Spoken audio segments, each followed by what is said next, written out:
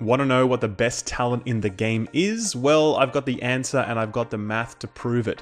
Stick around and I'll tell you everything you need to know about a talent that will see you doing at least 10 or 20% more DPS based on your weapon type and playstyle.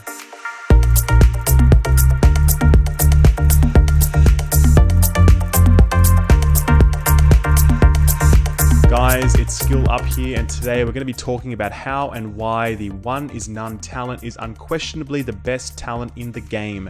Now, I know a lot of you know that this is already a very strong talent, but I want to talk through today just how strong it is and how and when you should be aiming to utilize this talent, given that its value actually differs greatly across different weapon types. Similar to the other videos I've done on the Division's weapon mechanics, I put a huge amount of work into this video, so if you like it and you find it useful, then please drop a like and don't forget to subscribe, because there are plenty more Division videos on the way.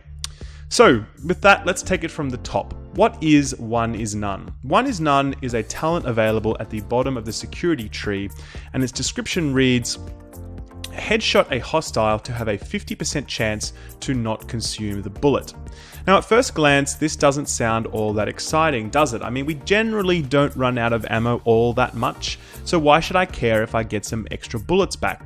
But the thing is, this talent doesn't return this bullet to your reserves, it actually returns these bullets directly into your magazine, meaning that if you shoot, say, 100 bullets over the course of a magazine, and 20 of them are headshots, you're actually going to be getting back a minimum of 10 additional bullets per magazine before you have to reload. I say minimum because the extra bullets you can get can actually be headshots themselves, meaning that you can get even more bullets than just the 50% you might expect. So here you can see exactly how this talent works. I shoot the dummy, and on occasion my ammo dips down for a split second before coming back up. I also get a little buff icon displaying down the bottom to let me know when this ability is procced. And just as an aside, this ability can proc while that icon is there, which meaning that there's no internal cooldown on this ability. It can continuously proc all the time, right? So now that you know exactly what this talent does and how it works, let's talk about why it's so powerful and why you really shouldn't be leaving home without it. First up, this is a huge increase in your burst DPS potential because it means that you don't have to reload as often. The longer I can keep firing before I have to reload, the higher my total damage per second output becomes. So that's already a really big win there.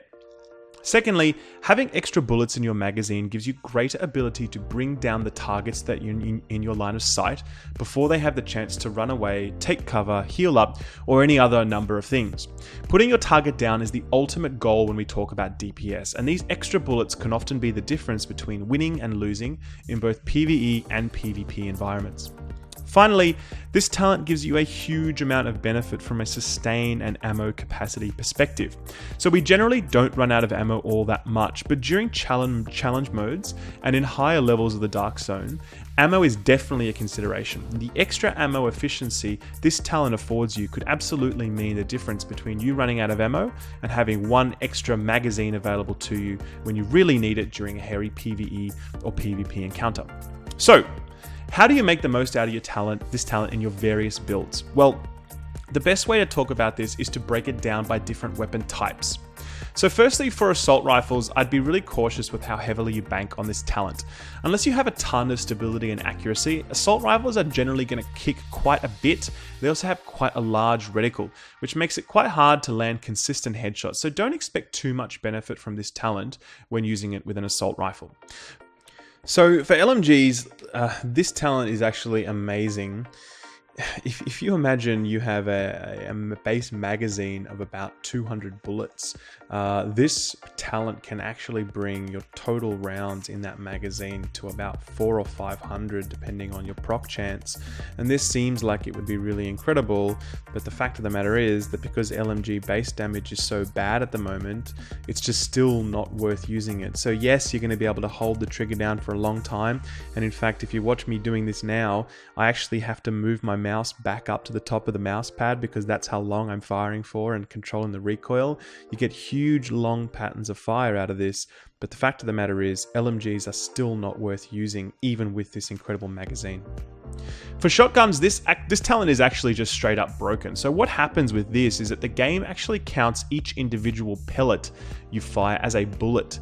And since it fires 8 pellets, if you can land a headshots, then you are almost guaranteed to get a proc, meaning you get these ridiculous situations where you can actually just continuously fire your shotgun without ever having to reload it.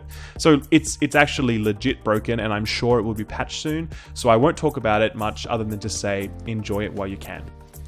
For marksman rifles, this talent is a natural fit since you are heavily prioritizing headshot damage so much.